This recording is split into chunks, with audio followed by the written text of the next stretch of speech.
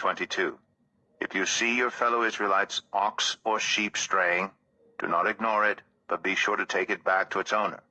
If they do not live near you, or if you do not know who owns it, take it home with you and keep it until they come looking for it. Then give it back.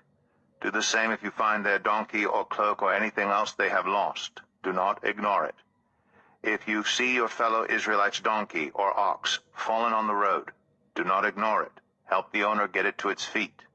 A woman must not wear men's clothing, nor a man wear women's clothing.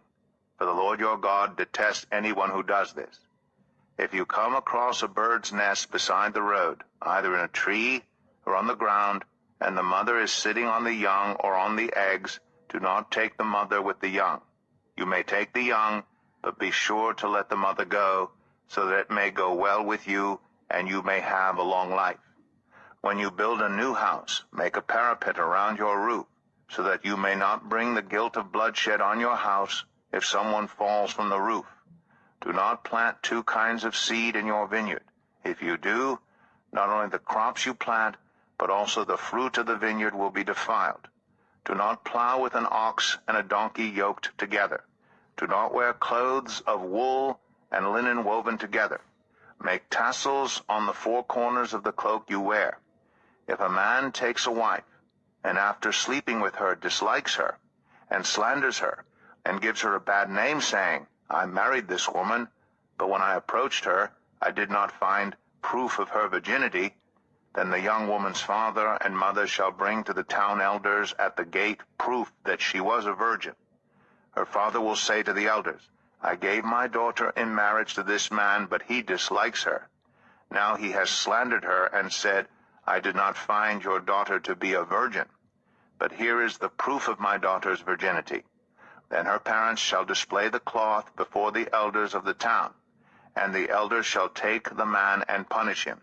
They shall fine him 100 shekels of silver, and give them to the young woman's father, because this man has given an Israelite virgin a bad name. She shall continue to be his wife. He must not divorce her as long as he lives. If, however, the charge is true, and no proof of the young woman's virginity can be found, she shall be brought to the door of her father's house, and there the men of her town shall stone her to death. She has done an outrageous thing in Israel by being promiscuous while still in her father's house. You must purge the evil from among you. If a man is found sleeping with another man's wife, both the man who slept with her and the woman must die. You must purge the evil from Israel. If a man happens to meet in a town a virgin pledged to be married, and he sleeps with her, you shall take both of them to the gate of that town and stone them to death.